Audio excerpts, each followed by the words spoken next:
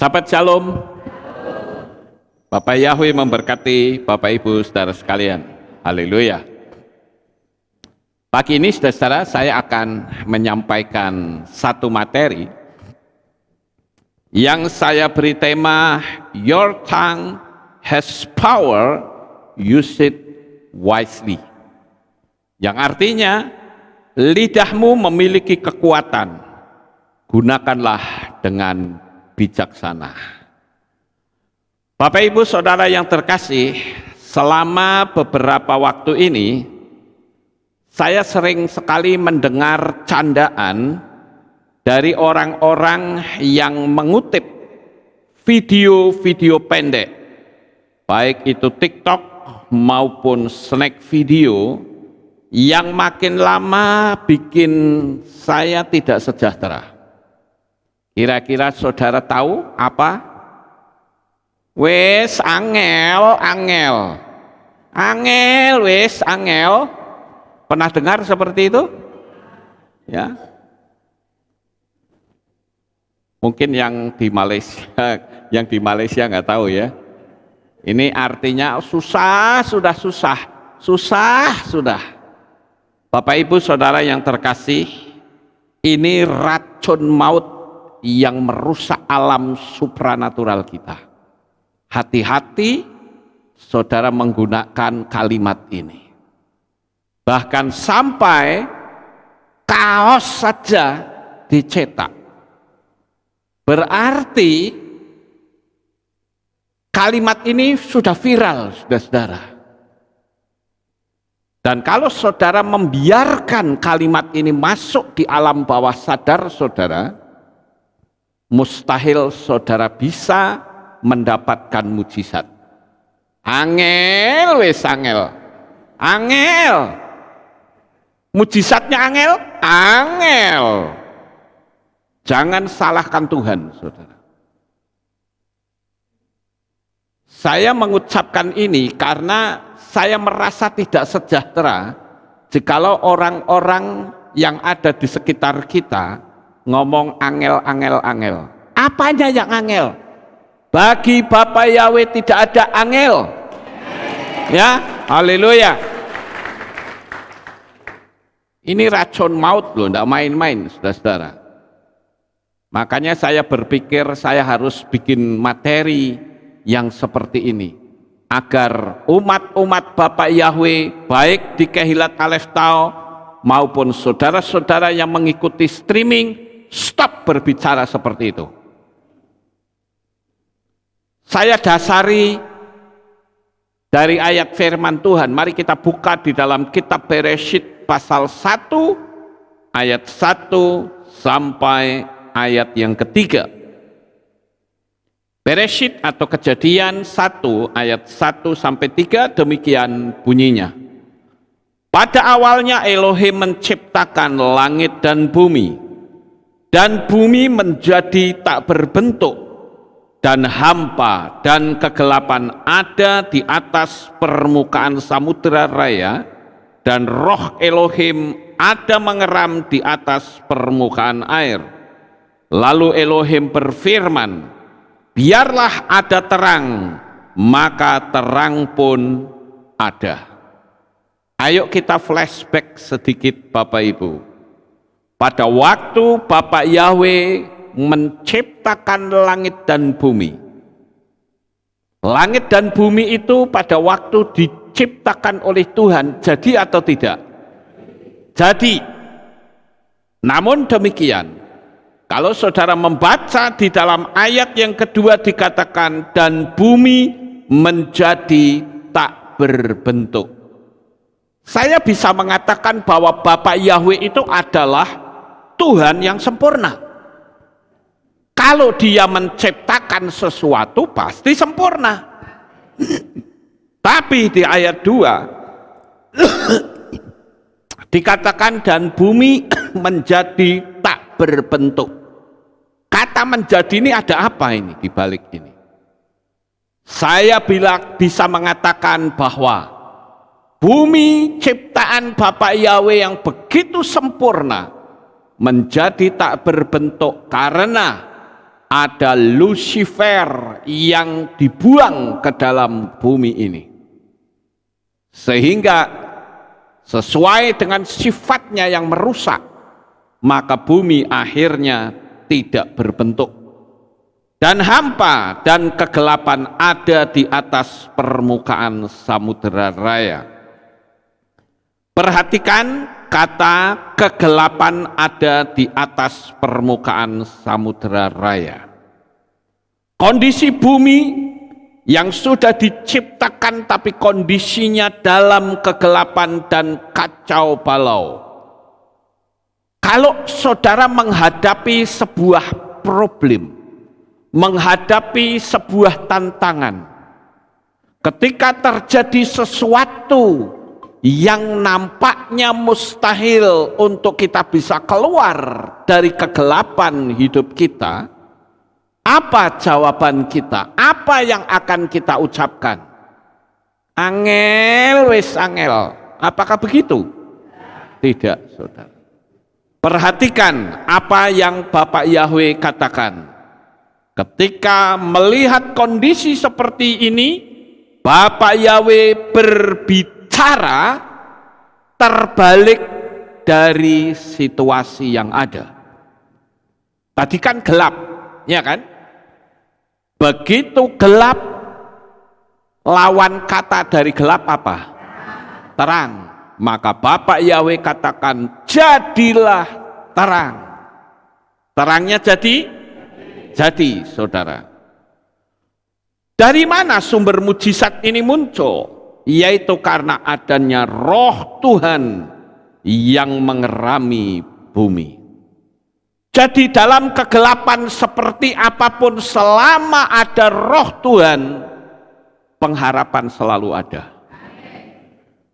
Dan saya katakan pada pagi ini, seberat apapun problem dan masalah saudara, segelap apapun dunia yang saudara hadapi saat ini, selama Roh Kudus masih mengerami tinggal di dalam diri kita, selalu ada pengharapan dan mujizat.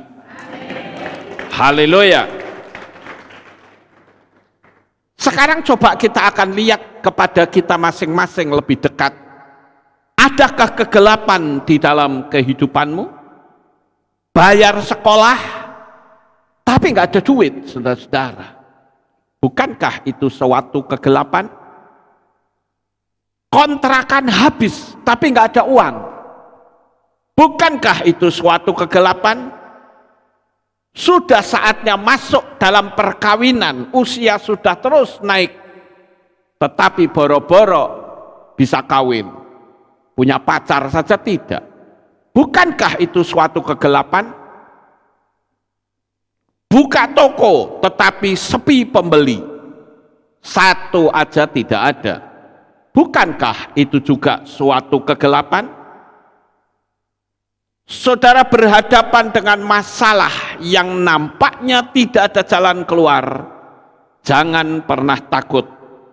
Percayalah bahwa Bapak Yahweh selalu menyatakan kuasanya. Sekarang saudara, saya ingin kita belajar untuk mempraktekkan di akhir khotbah saya. Bagi saudara yang pernah mengucapkan kata angel, hapus itu dari pikiran saudara terlebih dahulu. Mungkin saudara tidak menirukan kata angel, tetapi saudara berkata, mana bisa, kayaknya mustahil deh. Saya dari dulu belum pernah melihat mujizat. Tapi hari ini saya beritahu, engkau akan melihat mujizat, dan bukan mujizatnya orang lain, tetapi mujizatmu sendiri.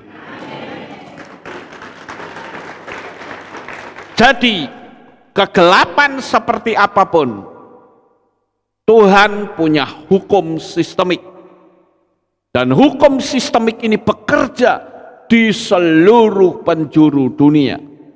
Nanti kita akan batalkan di bagian akhir, dan kita ucapkan kata-kata yang akan mendongkrak kehidupan saudara, sehingga apa yang disebut mustahil, saya katakan menjadi tidak mustahil di hadapan Tuhan. Kenapa harus dibatalkan? Karena ucapan itu sudah berdiam di alam bawah sadarmu, jadi harus dikeluarkan dulu. Setiap dengar kata-kata wis angel-angel, katakan terlalu mudah bagi Bapa Yahweh. Kenapa saya khotbah banyak kalimat-kalimat yang sering kali saya ucapkan berulang-ulang? Mungkin saudara akan berkata, Pak Lukas itu nek khotbah kok bolak-balik ngomongnya koyok ngono. Kenapa Pak Lukas kalau khotbah selalu bicaranya seperti itu? Karena saya akan menanamkan kalimat-kalimat hebat masuk di pola pikir saudara. Saya ambil contoh misalnya, dalam dunia bisnis, itu ada yang namanya hypnoselling, atau penjualan dengan pola hipnotis. Saudara tahu, iklan-iklan pendek yang dimasukkan ke YouTube atau ke televisi, sebetulnya itu adalah hypnoselling. Saudara masih duduk, tiba-tiba muncul iklan dengan sendirinya. Pernah nggak ngalami gitu? Itu yang namanya hypnoselling. Kenapa kok bisa tiba-tiba muncul? Karena saudara dengar terus-menerus, sekalipun saudara tidak terpusat kepada kalimat itu, tetapi kalimat itu berseliweran terus-menerus di otak kita. Ketika engkau selalu mendengar, nothing is impossible to Yahweh, tidak ada perkara yang mustahil bagi Yahweh, terus-menerus di otak kita, maka yang terjadi adalah tidak ada masalahmu yang tidak selesai. Bapak Ibu saudaraku yang terkasih, ucapan itu penting. Biasanya ketika kita ada dalam sebuah kegelapan, yang diucapkan adalah sesuai dengan apa yang ada. Nggak usah bicara yang muluk-muluk katanya. Bicara itu yang real sajalah. Nggak usah muluk-muluk, nanti lek nggak jadi kamu malu. Oh iya ya, nek dadi lah, nek ora isin aku. Ya kalau jadi, kalau enggak, aduh malu. Ya udahlah, apa adanya saja lah, realitanya saja. Saudara yang terkasih, sehingga dengan kita berpikir seperti itu, maka saudara akan menghadapi yang namanya kesulitan. Sehingga tepatlah kalau saudara menggunakan kalimat wes angel, angel, angel. Tepat Anda menggunakan kalimat itu. Tapi bagi saya, kalimat itu racun maut, saudara-saudara. Hati-hati. Jangan pernah lagi mengucapkan kalimat itu. Ketika saudara mendengar kata-kata itu di sebuah video, abaikan, ganti video yang lain. Amin. Hati-hati dengan ucapan kita. Ketika dalam kegelapan Bapak Yahweh mengucapkan kalimat yang terbalik dari situasi yang ada. Situasi pada waktu itu hampa, kosong, gelap gulita, menutupi samudera raya. Tapi Bapak Yahweh berkata, jadilah terang. Dan terang itu jadi. Ucapanmu itu luar biasa, saudara. Makanya tadi saya katakan di judul adalah Your tongue has power. Ucapanmu, lidahmu itu punya kuasa. Oleh karena itu, use it wisely. Gunakan dengan bijaksana. Bapak Ibu saudaraku yang terkasih, pada suatu hari Yesua berjalan di kitab Matius atau Matius 21 ayat 19 sampai 21. Ketika Yesua berjalan, Yesua melihat pohon ara. Dan dia lihat pohon ara ini kok nggak ada buahnya ya. Memang waktu itu tidak musim. Tapi saudara tahu, pohon ara itu adalah pohon yang selalu berbuah. Cuman bedanya kalau tidak ada, bukan musimnya, itu buahnya sedikit. Kalau musim itu buahnya banyak. Ketika dia melihat pohon ara yang hanya daun saja, maka saya katakan ini pohon ara yang abnormal. Pohon ara yang tidak sewajarnya. Orang Jawa bilangnya ora sebaini. Jadi seharusnya pohon ara itu bisa memberikan makanan kepada orang yang lewat. Tetapi nothing, nggak ada apa-apa. Makanya Yesua berdiri dan berkata kepada pohon ara, kamu tidak akan berbuah. Saya bacakan di ayat 20 kitab Matius 21. Dan ketika melihatnya para murid takjub seraya berkata, alangkah cepatnya pohon ara itu menjadi kering. Kita baca sebelumnya ayat 19 ya. Dan ketika melihat sebatang pohon ara di pinggir jalan, dia datang padanya tapi tidak mendapati apapun padanya kecuali daun-daun saja. Dan dia berkata kepadanya, daripadamu tidak akan pernah ada buah lagi untuk selamanya. Ngeri ya Bapak Ibu, ucapan itu memiliki kuasa. Ucapan saudara pun juga memiliki kuasa. Itu sebabnya di ayat 21 dikatakan, dan seraya menanggapi Yesua berkata kepada mereka, sesungguhnya aku berkata kepadamu, jika kamu mempunyai iman dan tidak bimbang, saya garis bawahi kata tidak bimbang, kamu akan melakukan bukan hanya atas pohon ara itu, melainkan juga pada gunung ini.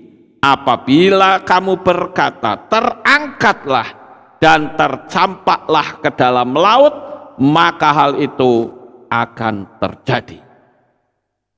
Kata akan itu berarti ada jeda waktu. Karena bagaimanapun kita berjalan dalam lorong waktu. Jadi saya katakan pada pagi ini di hari Sabat yang berbahagia, kita bisa memuliakan dan meninggikan Bapa Yahweh. Khusus bagi saudara-saudara yang senang nyinyir orang lain, saya katakan Anda akan rugi. Ketika saudara nyinyir pada orang lain, itu ucapanmu, itu artinya ucapan yang tidak terkendali. Sekarang pertanyaan saya, apakah manfaat dari orang nyinyir bagi dirinya sendiri? Manfaatnya apa? Enggak ada, saudara. Itu berarti Anda melontarkan racun maut kepada orang lain. Dan kalau orang lain itu ngerti, maka tiap-tiap hari orang tersebut membentengi diri dari nyinyiranmu, maka nyinyiranmu akan kembali kepada dirimu dan hidupmu menjadi sengsara. Mungkin saudara berkata, nggak apa-apa, buktinya aku nyinyirin orang nggak apa-apa, berarti Anda mengakui, bukan? Kalau Anda sedang nyinyir, engkau tidak apa-apa. Betul, hari ini tidak apa-apa. Tapi bisa jadi apa yang kau tabur sekarang dituai oleh anakmu, dituai oleh keturunanmu. Bisakah seperti itu? Bisa. Hati-hati saudara. Ya. Maka saya katakan, pergunakan ucapanmu dengan bijaksana. Sekalipun itu guyon, hati-hati dalam berucap saudara. Saya sampai hari ini masih sering melihat orang-orang ketika di Facebook ada makanan yang difoto, selalu ada kalimat, bagi dong. Saya tahu itu guyon, tapi alam roh tidak kenal itu guyon. Alam roh tidak kenal yang namanya pendeta. Alam roh tidak kenal yang namanya orang bertitel A, B, C, D, E. Yang alam roh perhatikan adalah dirimu memiliki vibrasi yang kuat atau tidak. Makanya kalau ada orang yang bertitel panjang-panjang, saudara mau sombong untuk apa? Di alam roh nggak kanggo titelmu. Engkau punya jabatan pendeta, nggak kepake, saudara. Yang ada di alam roh adalah engkau punya vibrasi itu seperti apa. Jadi saya katakan, mulutmu itu mau kau gunakan untuk apa? Menubuatkan kegelapan dalam hidupmu atau menubuatkan terang dalam kegelapan hidupmu? Bisa saudara tangkap kalimat saya? Jangan pernah kita menubuatkan kegelapan dalam hidup kita, tetapi bernubuatlah terang dalam kegelapan hidupmu. Percayalah, Bapa Yahweh tidak pernah meninggalkan umatnya. Jangan sekali-kali menjauh atau saudara akan hancur selamanya. Jangan gunakan kemampuanmu, tetapi gunakan kekuatan Bapa Yahweh. Kalau kita sudah menggunakan pola kekuatan, power of your tongues, ya, kekuatan dari ucapanmu, dari lidahmu, dari mulutmu, maka yang terjadi adalah engkau sedang mencipta. Terserah saudara mau mencipta apa, ciptakan dengan mulut saudara. Dan saya katakan, siapapun saudara yang ada di tempat ini maupun saudara yang mengikuti streaming ini, saya katakan dengan yakin bahwa mulutmu itu memiliki kuasa yang besar. Hati-hati dalam berbicara, hati-hati pula dalam berpikir. Gunakan mulut kita untuk menciptakan terang seperti Bapa Yahweh, menciptakan jalan, menciptakan kesuksesanmu masing-masing. Jangan takut, buktikan kedahsyatan Bapa Yahweh di dalam kehidupanmu masing-masing. Saya sangat tertarik dengan sebuah lagu. Memang lagu itu lagu kuno, saudara-saudara. Kalimatnya kira-kira seperti ini. He will make a way where there seems to be no way. He walks in ways we cannot see. He will make a way for me. He will be my guide. Hold me closely to his side. Wah, ini kalimatnya dahsyat, saudara. Ya, kalau diterjemahkan itu luar biasa. He will make a way. Dia akan membuka atau membuat jalan. Where there seems to be no way. Saat tidak ada jalan, saat jalan itu sendiri tidak nampak, dia bekerja di jalan di mana kita tidak bisa melihat. He works in ways we cannot see. He will make a way for me. Dia akan membuat jalan bagi kita, bagi kami, bagi saudara, bagi saya, bagi kita semua.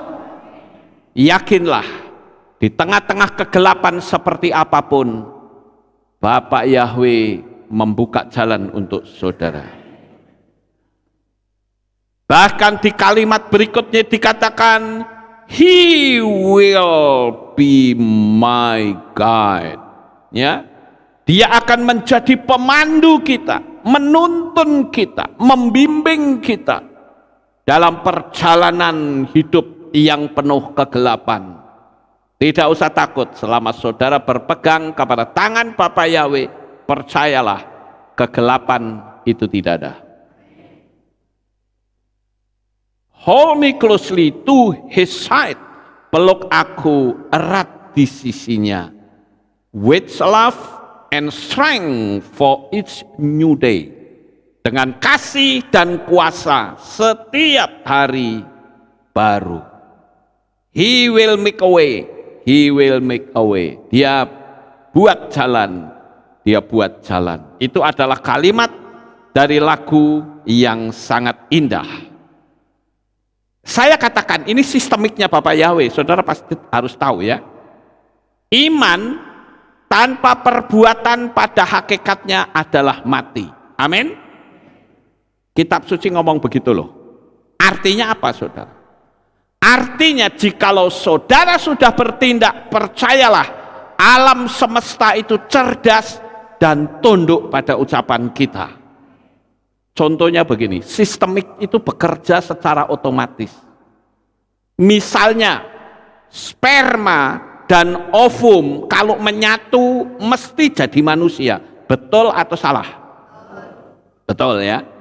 Terlepas terjadinya pertemuan spermatozoid dan ovum itu dari sebuah perkawinan yang resmi atau sebuah pemerkosaan atau suka sama suka, tetap sistemiknya Bapak Yahweh akan bekerja dengan sempurna. Amin. Nah, sekarang ketika seseorang sudah hamil, kan spermatozoid dan ovum sudah menyatu, sistemiknya Bapak Yahweh sudah bekerja. Pertanyaannya adalah, bisa gugur atau tidak? Bisa. Kenapa bisa gugur? Banyak sekali faktornya. Bisa saja karena saudara terlalu banyak makan obat, sehingga janin yang ada di dalam rahimmu itu keracunan. Sama seperti dunia alam supranatural juga begitu. Engkau sudah punya keyakinan yang mantap, tetapi saat keraguan itu muncul, saat ketakutan itu muncul, saat kecemasan, kekhawatiran itu muncul, lalu yang terjadi adalah saudara menciptakan bayangan-bayangan buruk, dan yang buruk itu pasti terjadi. Itu pun firman Tuhan seperti yang tertulis di dalam kitab Iyob pasal 3 ayat 25-26 yang mengatakan, apa yang aku takutkan itulah yang mendatangi aku. Apa yang aku khawatirkan itulah yang menimpa aku. Aku tidak dapat tidur, namun kegelisahanlah yang timbul. Artinya apa? Di ayat itu sudah diberitahu bahwa ada kegelisahan ketika engkau sudah tidak lagi bisa tidur. Itu indikator bahwa dalam dirimu sudah kemasukan racun maut, saudara-saudara. Lalu bagaimana saya harus menyikapi? Sikapinya begini, saudara. Kalau saudara takut, saudara ngomong pada diri sendiri. Saudara cepat menghadap ke kaca dan berkata, misalnya, saya takut. Saya menghadap kaca dan berkata, Lukas, kamu takut kan? Terus kalau kamu takut, kamu mau apa? Ngerti nggak, saudara? Kalau kita takut terus kita mau apa? Mau ngamuk? Enggak kan? Ya kalau enggak lalu ngapain kita perlu takut? Iya kan? Kalau kamu cemas, tanyakan lagi. Terus kita mau apa? Kalau kita ragu, terus mau apa? Ya jalani saja. Ada orang dulu pernah ngomong begini, Pak Lukas hati-hati, ini akan terjadi aniaya besar. Dulu kan pernah ya, sampai ada pendeta yang ngumpetin alat musik di kolam baptisan dan nelpon saya. Saya katakan kalau saya takut terus saya mau apa? Jalani saja hidup ini dengan baik. Ngapain pusing? Betul nggak Bapak Ibu? Jangan ciptakan energi-energi negatif dalam hidup kita. Tapi faktanya seperti ini. Saya beritahu saudara. Perhatikan baik-baik. Ketika engkau memiliki visi dan misi yang besar, tapi faktanya engkau merasa semakin hancur, saya katakan itu bukan deadline, bukan. Contohnya siapa? Yusuf. Apakah Yusuf pada waktu punya visi dan misi yang besar, lalu visi dan misinya terjadi saat itu? Tidak. Dia mesti masuk sumur dulu, dia dijual dulu, dia difitnah dulu, dia masuk penjara dulu. Sebetulnya penderitaan-penderitaan ini adalah mendekatkan mujizat atas apa yang dia ucapkan. Pokoknya kalau kita sudah ngomong, sudah percaya saja, kita jalani di dunia ini, apapun yang terjadi, terjadilah. Nggak usah takut. Yang penting kita pegang tangan Bapak Yahweh, engkau tidak akan pernah kecewa. Haleluya. Jangan sampai kita punya iman hanya ketika kita ada di kehilat. Jangan, saudara. Kita tidak di kehilat pun, ucapan iman itu harus selalu ada dalam diri kita. Saya ambil contoh yang terakhir, perempuan Syro-Fenisia atau perempuan Kanani. Perempuan Syro-Fenisia, saudara tahu kata Syro. Syro itu dari kata Syria. Venesia itu artinya di daerah sono, daerah Goyim. Jadi perempuan Syro-Fenisia ini adalah perempuan non-Yahudi. Dia datang kepada Yesua. Yang pertama dia dihambat oleh murid-muridnya. Apakah dia mundur? Tidak. Kali ini yang menghambat adalah Yesua sendiri. Apakah dia mundur? Tidak. Ketidakmunduran perempuan ini dalam berharap kepada Yesua HaMasyiah, itulah yang Yesua sebut besar imanmu. Ayo sekarang kita buat sebuah fakta kenyataan. Saudara sedang berhadapan dengan apa saat ini? Tidak usah takut, tidak usah gentar. Ya, Bapak Ibu. Tadi ada satu pujian yang saya cukup agak sedikit menggelitik, ya. Karena kalimatnya itu pasif, yaitu lagu Besarkan Nama Yahweh, pujilah Dia. Besarkan nama Yahweh, pujilah Dia. Terus kemurahannya besar, tiada terkira. Nah ini kalimat ketiganya. Aku tak dapat balas besar kasihnya. Apa betul saudara tidak ingin membalas? Harusnya aku akan membalas besar kasihnya. Kan ada aktif kalimatnya, betul nggak Bapak Ibu? Kalau aku tidak membalas berarti kan pasif, cuma sedekap tok. Iya toh? Makanya alangkah baiknya kalau kalimatnya diganti. Ya, aku akan membalas betapa besar kasihnya. Betul nggak Bapak Ibu? Ya. Nah, pada pagi ini saya katakan percayalah, mulutmu adalah pencipta bagi hidup saudara masing-masing. Kegagalan, kesuksesan ada di mulut saudara. Hati-hati, pikiran dan mulutmu harus dikendalikan dengan baik. Sukses besar untuk saudara. Bapak Yahweh memberkati. Haleluya. Sebelum kita tutup, kita selesaikan alam supranatural saudara. Sekarang saudara pejamkan mata. Saudara pernah mengucapkan kalimat-kalimat mustahil, tak mungkin, angel. Hari ini keluarkan kalimat itu dari pikiran dan hatimu. Katakan, mulai hari ini yang ada adalah mujizat dan keberhasilan. Sekarang saya persilahkan saudara ucapkan itu secara serempak bersama-sama. Saya hitung 1, 2, 3.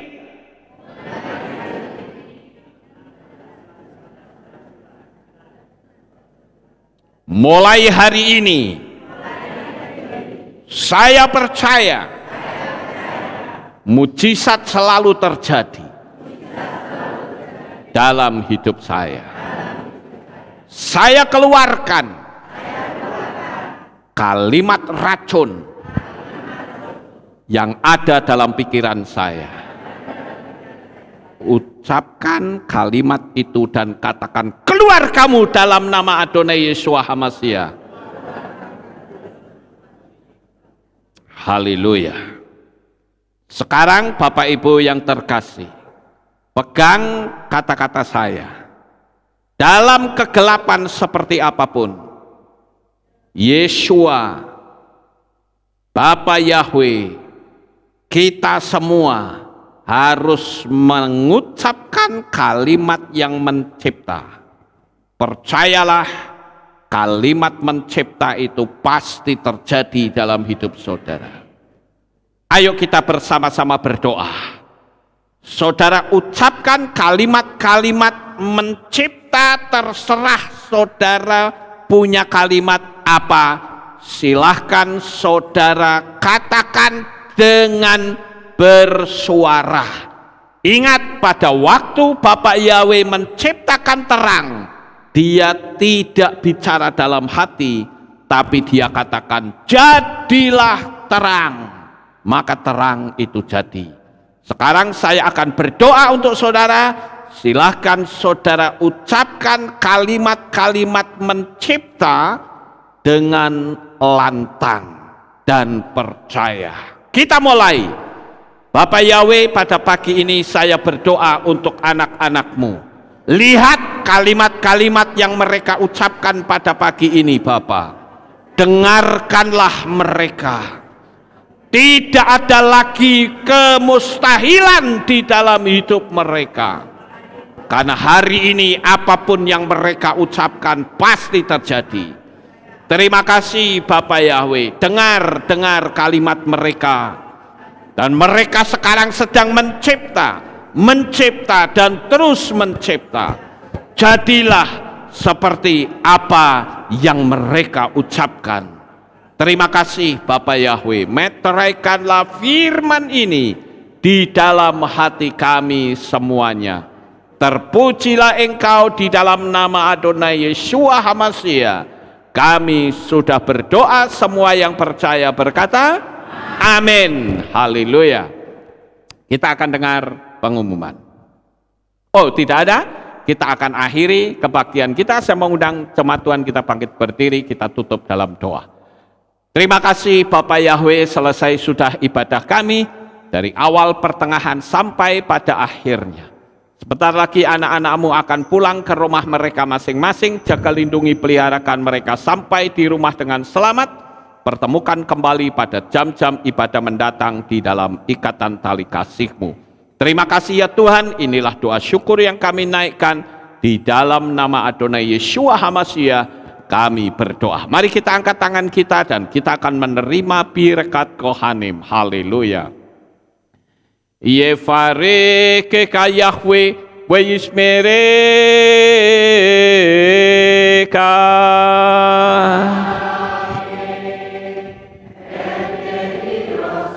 Yair Yahweh panau eleka wihuneka.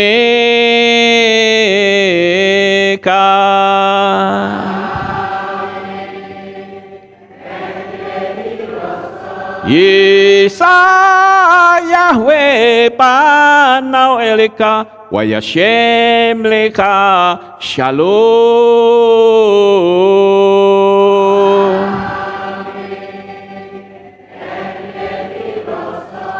Baruk atapa ero faruk atapa saleh. Engkau akan diberkati di kota dan kau akan diberkati di ladang.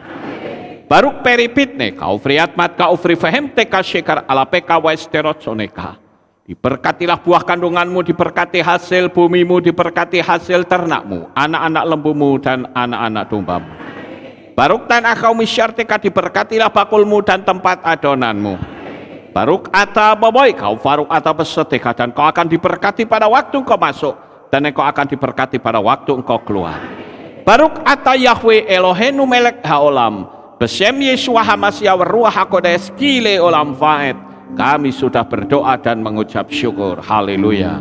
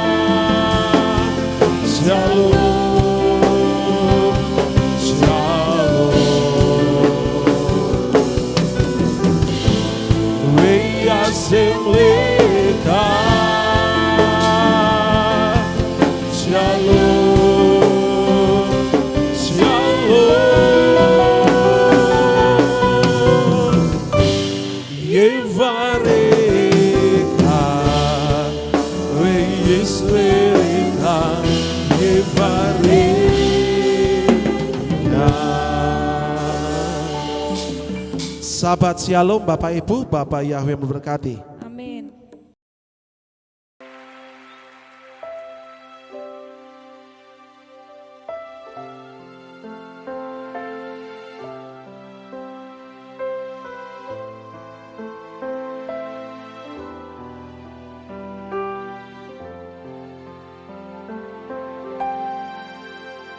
Yeshua, ku datang bersujud dan menyembah di hadapan-Mu. Ku berserah penuh.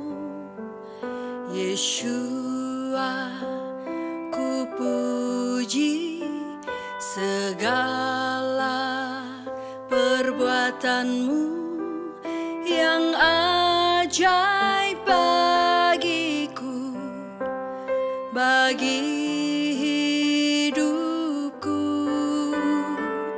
Nama-Mu Yeshua yang telah selamatkanku. Kau berikan hidupmu disiksa bagiku.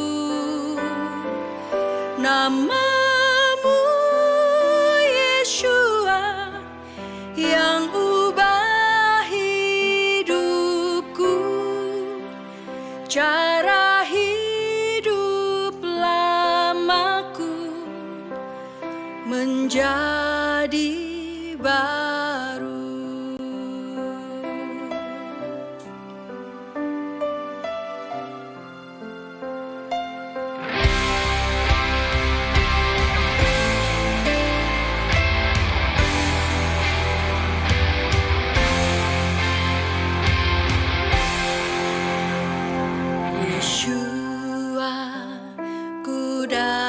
datang bersujud dan menyembah di hadapan-Mu.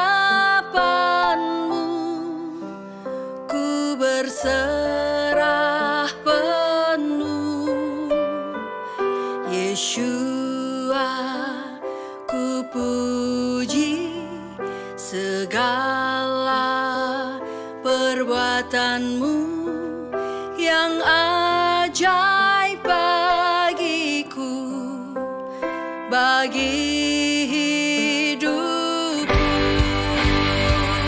Nama-Mu Yeshua yang telah selamatkanku.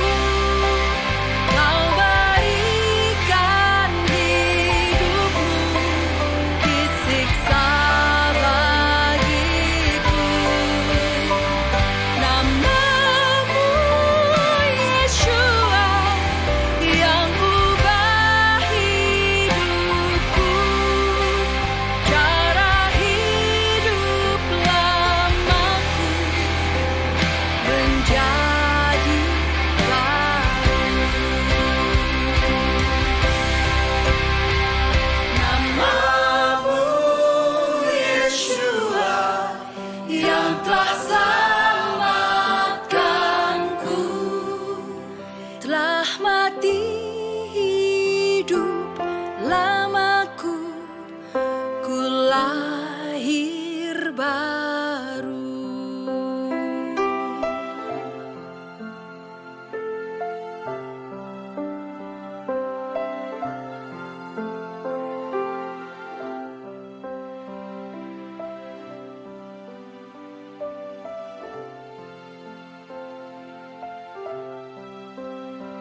Ribuan tahun yang lalu, nama itu ada.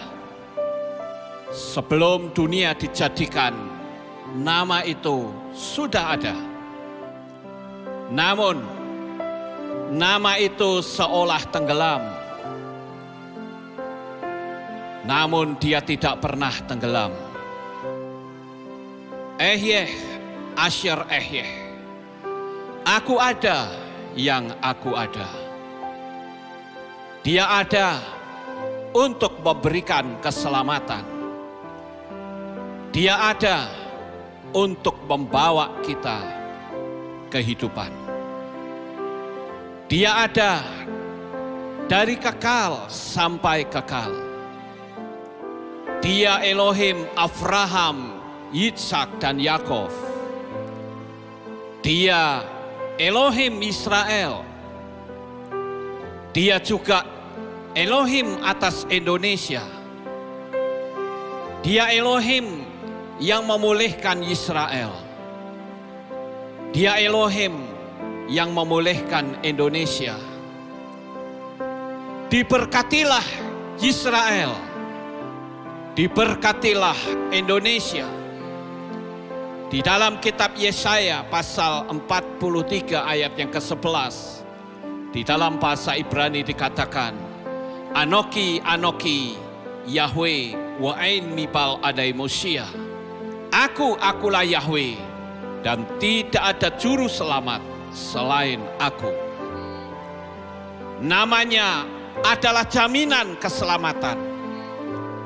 Namanya yang membebaskan kita. Namanya yang membuat kita menjadi selamat. Namanya Yahweh, Elohim keselamatan kita. Haleluya.